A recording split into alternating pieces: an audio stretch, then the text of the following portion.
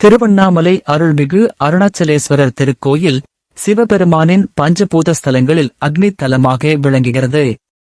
இங்கு மலையே சிவபெருமானாக அருணாச்சலமாக வழிபடப்படுகிறது. நினைத்தாலே முக்தியளிக்கும் தனிச்சிறப்புடைய தலம் ஆகும். இக்கோயில் மலை அடிவாரத்தில் சுமார் 25 ஏக்கர் பரப்பளவில், அதாவது 10,67,993 சதுர அடியில் அமைந்துள்ளது. ஸ்தல வரலாறு.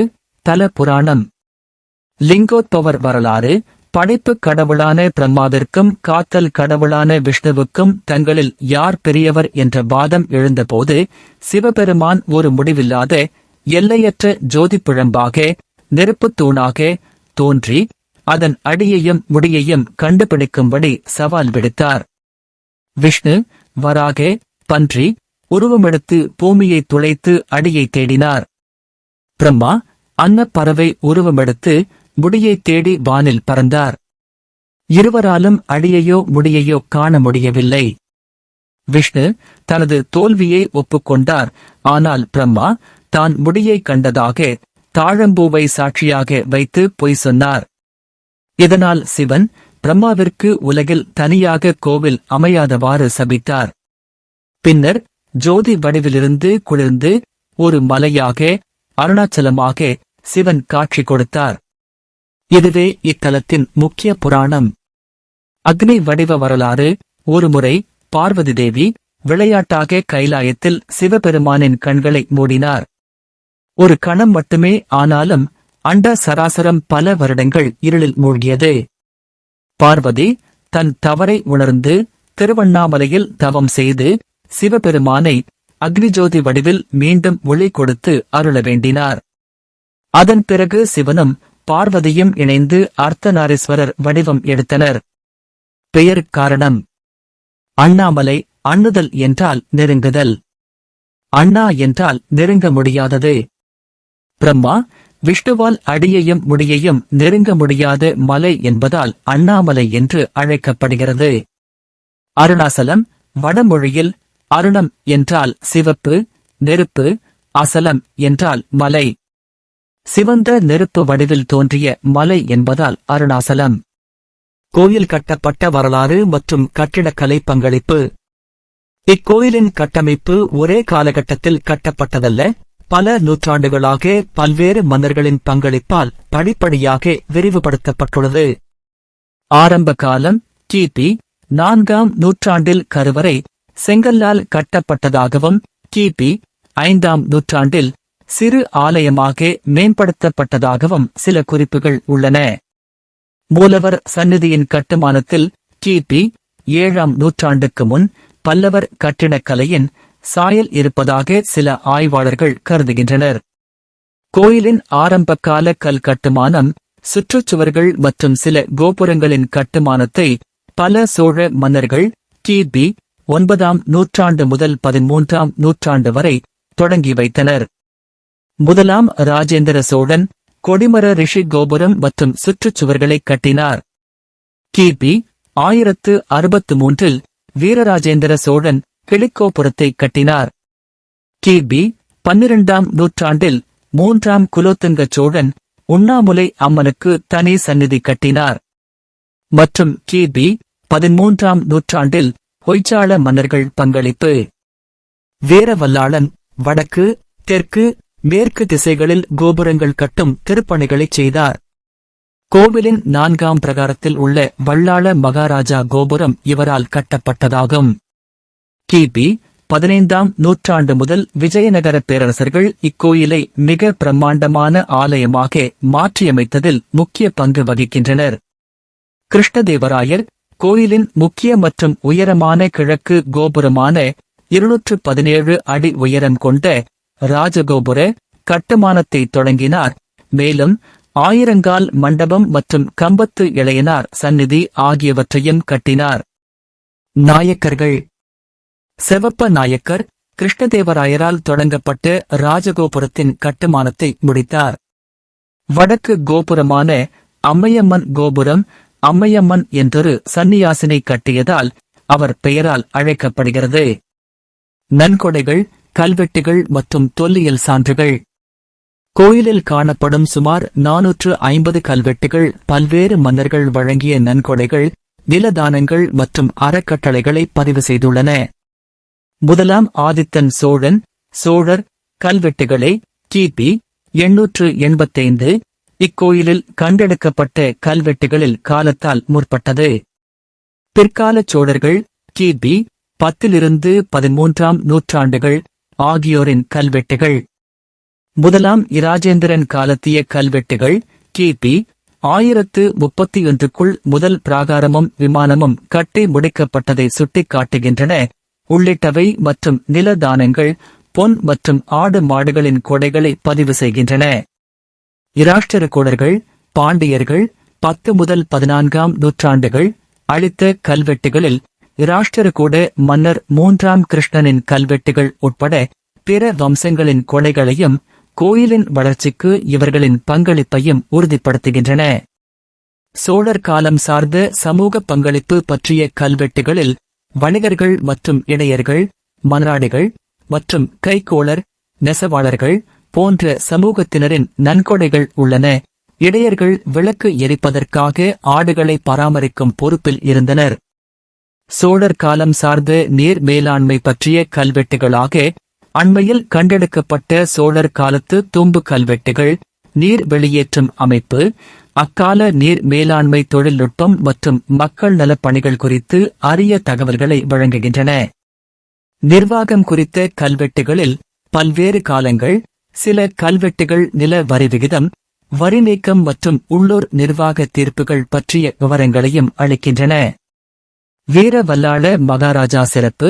இவருக்கு பிள்ளைப்பேறு இல்லாததால் சிவபெருமானே இவருக்கு மகனாக தோன்றி ஈமச் சடங்குகளை செய்ததாக வரலாறு கூறுகிறது. இதனால் சிவபெருமான் இத்தலத்தில் வல்லாள மகாராஜாவின் மகன் என்ற பெயரில் வணங்கப்படுகிறார். கோயில் சிற்பங்கள் மற்றும் சந்நிதிகள். கோயில் அமைப்பு. இக்கோயில் சுமார் 25 ஏக்கர் பரப்பளவில் அமைந்து 6 பிராகாரங்களும் 9 கோபுரங்களும் 100க்கும் மேற்பட்ட சந்நிதிகளையும் கொண்டுள்ளது. மூலவர் மற்றும் அம்பாள்.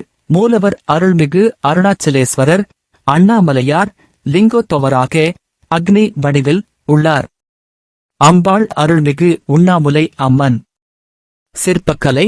ஆயிரங்கால் மண்டபத்தில் உள்ள ஒவ்வொரு தூணிலும் நுட்பமான புராணக் காட்சிகள் மற்றும் தெய்வச் சிற்பங்கள் செதுக்கப்பட்டுள்ளன. இக்கோபுரங்களிலும் மண்டபத் தூண்களிலும் விஜயநகர மற்றும் நாயக்கர் காலத்திய சிற்பக்கலை சிறந்து விளங்குகிறது. முக்கிய சந்நிதிகள். கம்பத்து இளையனார் சந்நிதி. முருகப்பெருமான் அருணகிரிநாதருக்காக கம்பத்தில் காட்சியளித்த அற்புத நிகழ்வு இங்குள்ளது. பாதாள லிங்கம். ரமண மகரிஷி தவம் செய்த இடம். பிச்சை இளையனார் சந்நிதி மற்றும் கோபுரத்து இளையனார் சந்நிதி. சிவகங்கை விநாயகர் மற்றும் வல்லாள மகாராஜாவின் சிலை. தீர்த்தங்கள். கோயிலுக்கு உள்ளே சிவகங்கை தீர்த்தம், பிரம்ம தீர்த்தம் போன்ற பெரிய குளங்கள் உள்ளன. கிரிவலம் மற்றும் அஷ்டலிங்கங்களின் சிறப்புகள். திருவண்ணாமலை மலையைச் சுற்றி வலம் வரும் 14 கிலோமீட்டர் கிரிவலப் பாதை இத்தலத்தின் மிக முக்கியமான சிறப்பம்சமாகும். ஒவ்வொரு பௌர்ணமியன்றும் லட்சக்கணக்கான பக்தர்கள் கிரிவலம் வந்து வழிபடுகின்றனர். கிரிவலப் பாதையில் உள்ள அஷ்டலிங்கங்களும் ஒவ்வொரு திசையிலும் நின்று பக்தர்களுக்கு விசேஷ பலன்களை அள்ளி வழங்குகின்றன. அஷ்டலிங்கங்களின் மகிமைகள். கிரிவலப் பாதையில் முதலாவதாக இருப்பது கிழக்கு திசையில் உள்ள இந்திரலிங்கம். தேவர்களின் தலைவனான இந்திரனால் வழிபடப்பட்ட இந்த லிங்கத்தை வணங்குவதால் பக்தர்கள் புகழ், அரசாட்சிக்கு நிகரான கௌரவம் மற்றும் நீண்ட ஆயுள் ஆகிய நற்பலன்களை பெறலாம். தென்கிழக்கு திசையில் அமைந்திருப்பது அக்னிலிங்கம். இந்த லிங்கம் அக்னி தேவனால் பூசிக்கப்பட்டதாகும். அக்னி லிங்கத்தை வழிபடுவதன் மூலம் பக்தர்கள் தங்கள் உடலில் உள்ள நோய்கள் நீங்க பெற்று சிறந்த உடல் ஆரோக்கியத்தை பெறலாம் என்பது நம்பிக்கை. தெற்கு திசையில் உள்ளது யமலிங்கம்.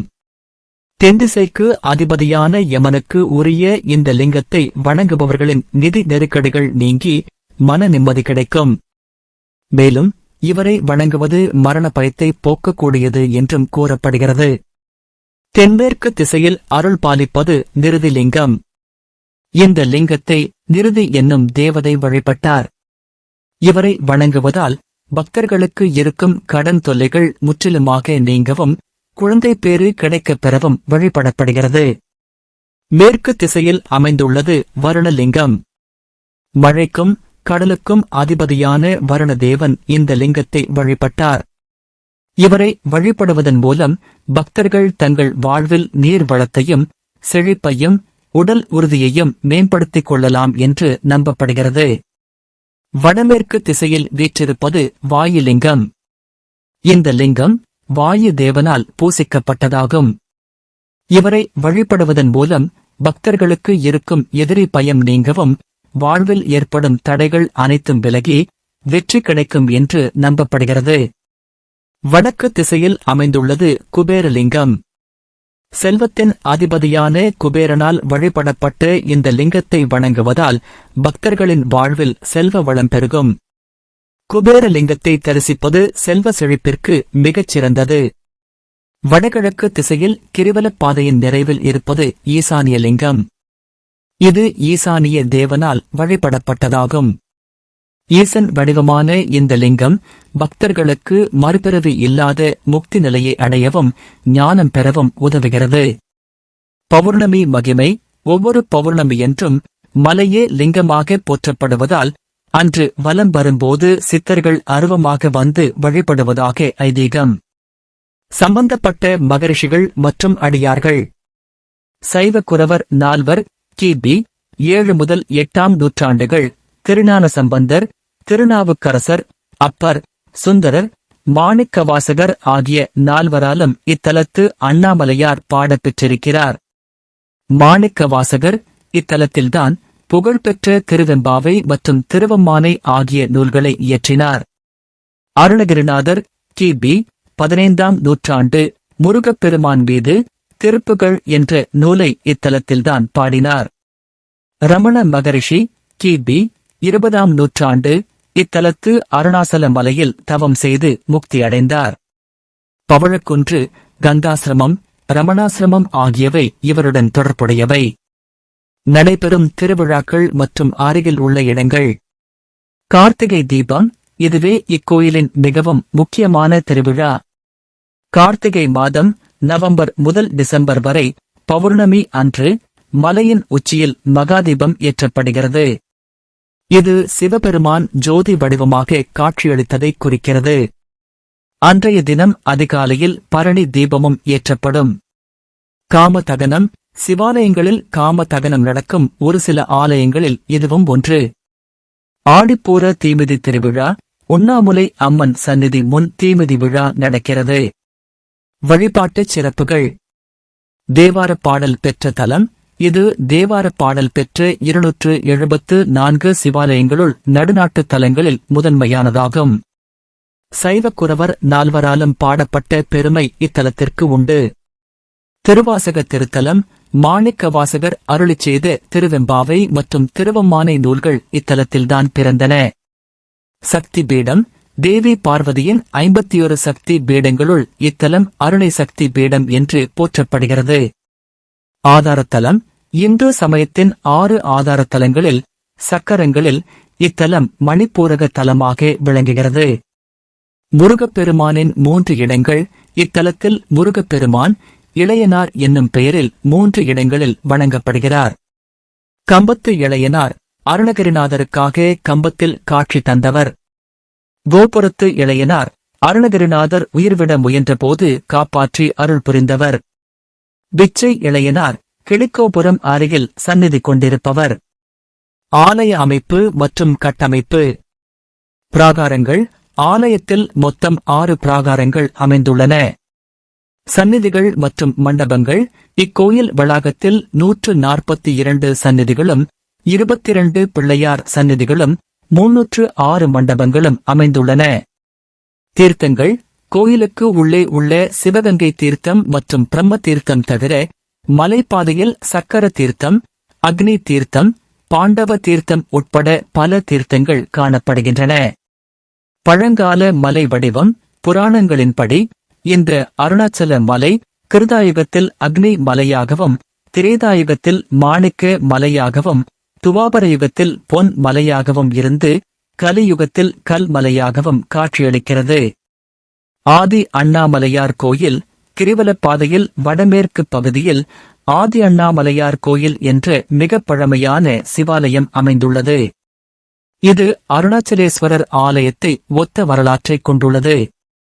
குகைகள் மலைப்பகுதியில் ரமண மகரிஷி குகை, விருபாட்சி குகை, கந்தாசிரமம், பவழக்குன்று உள்ளிட்ட பல சித்தர்கள் தவம் செய்த புனித குகைகள் உள்ளன. கிரிவலப் பொழுதும் பலனும் இரவில் நிலவொளியில் கிரிவலம் வருவது சிறப்பு. அந்த பௌர்ணமி நிலவொளி உடலின் ஆரோக்கியத்தையும் மனத்தெளிவையும் மேம்படுத்தும் என நம்பப்படுகிறது. சென்றடையும் வழி வான்வழி சென்னை சர்வதேச விமான நிலையம் சுமார் 174 கிலோமீட்டர் அல்லது பெங்களூரு விமான நிலையம் சுமார் 235 கிலோமீட்டர். அங்கிருந்து சாலை அல்லது ரயில் மூலம் திருவண்ணாமலை செல்லலாம். சாலை வழி சென்னையிலிருந்து சுமார் 197 கிலோமீட்டர், பெங்களூரிலிருந்து சுமார் 203 கிலோமீட்டர், வேலூரிலிருந்து 84 கிலோமீட்டர். இப்பகுதிகளிலிருந்து நேரடி பேருந்து வசதிகள் உள்ளன. ரயில் வழி சென்னையிலிருந்து வேலூர் வழியாக ரயில் மூலமாக திருவண்ணாமலை ரயில் நிலையம் வந்தடையலாம். அருகில் உள்ள முக்கிய இடங்கள் மற்றும் அவற்றின் விவரங்கள். ரமண ஆசிரமம் கோயிலில் இருந்து சுமார் 1.5 கிலோமீட்டர் தொலைவில் அமைந்துள்ளது. இது மகான் ரமண மகரிஷியின் ஆசிரமம் மற்றும் சமாதி உள்ள புனித இடமாகும். ஆசிரமம் கிரிவலப் பாதையில் அமைந்துள்ளது. கந்தாசிரமம் இந்த ஆசிரமம் கிரிவலப் பாதையில் மலைப்பகுதியில் அமைந்துள்ளது. இது ரமண மகரிஷி நீண்ட காலம் தங்கியிருந்து தவம் செய்த இடம். இந்த இடத்தை கிரிவலப் பாதையில் நடந்து மட்டுமே சென்றடைய முடியும். சேஷாத்ரி சுவாமிகள் ஆசிரமம் இந்த ஆசிரமம் அருணாச்சலேஸ்வரர் கோயிலை ஒட்டி மிக அருகில் அமைந்துள்ளது. இது சேஷாத்ரி சுவாமிகளின் ஆசிரமம் மற்றும் சமாதி ஆகும். யோகி ராம் சுரத்குமார் ஆசிரமம் திருவண்ணாமலை நகரப் பகுதிக்கு அருகிலேயே சுமார் 2 கிலோமீட்டர் தொலைவில் அமைந்துள்ள இந்த ஆசிரமம் நவீன கால ஞானியான யோகி ராம் சுரத்குமார் அவர்களுக்கு அர்ப்பணிக்கப்பட்டது. இவர் விசிறி சாமியார் என்றும் அழைக்கப்படுகிறார். இந்த ஆசிரமம் பக்தர்கள் தியானம் செய்யவும் அமைதியை தேடவும் ஒரு நிம்மதியான ஆன்மீகச் சூழலை வழங்குகிறது. விருபாக்ஷா குகை அருணாச்சல மலையின் சரிவில் கிரிவலப் பாதையில் நடந்து செல்லும் தூரத்தில் அமைந்துள்ள இந்த குகை ஓம் எனும் வடிவத்தில் அமைந்திருப்பது இதன் தனிச்சிறப்பு. மகான் ரமண மகரிஷி அவர்கள் தனது ஆரம்ப காலத்தில் இங்கு வந்து நீண்ட காலம் தவம் செய்துள்ளார். இது தியானம் செய்வதற்கு ஏற்ற மிகவும் அமைதியான மற்றும் புனிதமான இடமாகும். சங்கரமடம் திருவண்ணாமலை நகரப் பகுதியிலேயே 3 கிலோமீட்டர் தொலைவில் அமைந்துள்ளது. இது காஞ்சி சங்கரமடத்தின் கிளை ஆகும். வேலூர் திருவண்ணாமலையில் இருந்து சுமார் 83 கிலோமீட்டர் தூரத்தில் அமைந்துள்ளது. இங்கு புகழ்பெற்ற வேலூர் கோட்டை மற்றும் அதன் உள்ளே இருக்கும் ஜலகண்டேஸ்வரர் கோவில் ஆகியவை முக்கியமானவை. செஞ்சிக்கோட்டை திருவண்ணாமலையில் இருந்து சுமார் 40 கிலோமீட்டர் தூரத்தில் உள்ளது. இது வரலாற்று சிறப்புமிக்க கோட்டை மற்றும் தொல்லியல் தளமாகும். ஜவ்வாது மலை கிழக்கு தொடர்ச்சி மலையின் நீட்சியாக அமைந்துள்ள ஜவ்வாது மலைகள் அடர்ந்த வனங்கள் மற்றும் அழகான இயற்கை காட்சிகளை கொண்டவை. இது திருவண்ணாமலையிலிருந்து சுமார் 104 கிலோமீட்டர் தொலைவில் அமைந்துள்ளது. இங்கு மலையேற்றம் மற்றும் இயற்கையை ரசிக்க வருபவர்களுக்கு ஏற்ற இடங்கள் உள்ளன. ஜவ்வாது மலையில் பீமன் மதவு நீர்வீழ்ச்சி போன்ற இடங்களும் உள்ளன. சாத்தனூர் அணை திருவண்ணாமலையிலிருந்து சுமார் 32 கிலோமீட்டர் தொலைவில் தென்பெண்ணையாற்றின் குறுக்கே கட்டப்பட்டுள்ள இந்த அணை தமிழகத்தின் முக்கிய நீர்ப்பாசன திட்டங்களில் ஒன்றாகும். இது ஒரு சிறந்த பொறியியல் அதிசயமாக கருதப்படுகிறது. இங்கு அமைதியான பூங்காக்கள், ஒரு மீன் காப்பகம் மற்றும் ஒரு முதலைப் பண்ணை ஆகியவை உள்ளன. குடும்பத்துடன் ஒரு நாள் சிற்றுலா செல்ல இது மிகவும் பிரபலமான இடமாகும். படவேடு ரேணுகாம்பாள் கோயில் திருவண்ணாமலையில் இருந்து சுமார் 57 கிலோமீட்டர் தொலைவில் அமைந்துள்ள படவேடு கிராமம் வரலாற்று சிறப்புமிக்க சம்புவராயர் ஆட்சி செய்த பகுதியாகும். இங்குள்ள ரேணுகாம்பாள் திருக்கோயில் ஒரு சக்தி வாய்ந்த சக்தி பீடமாக கருதப்படுகிறது. கருவறையில் அம்மன் சுயம்புவாக காட்சி தருவது இந்த ஆலயத்தின் தனிச்சிறப்பு. ஏராளமான பக்தர்கள் அம்மனின் அருளை பெற இங்கு வந்து செல்கின்றனர். திருமலை சமண கோவில் வளாகம் திருவண்ணாமலையிலிருந்து சுமார் 49 கிலோமீட்டர் தொலைவில் உள்ள திருமலை 2000 ஆண்டுகளுக்கும் மேலான வரலாறு கொண்ட ஒரு முக்கியமான சமண தலமாகும். இங்குள்ள மலையில் பழங்கால சமண குகைகள் மற்றும் 12ஆம் நூற்றாண்டை சேர்ந்த 16 அடி உயர மகாவீரர் சிலை ஆகியவை உள்ளன. சமண சமயத்தின் தொன்மையான கலை மற்றும் கலாச்சாரத்தைக் காண இது சிறந்த இடமாகும்.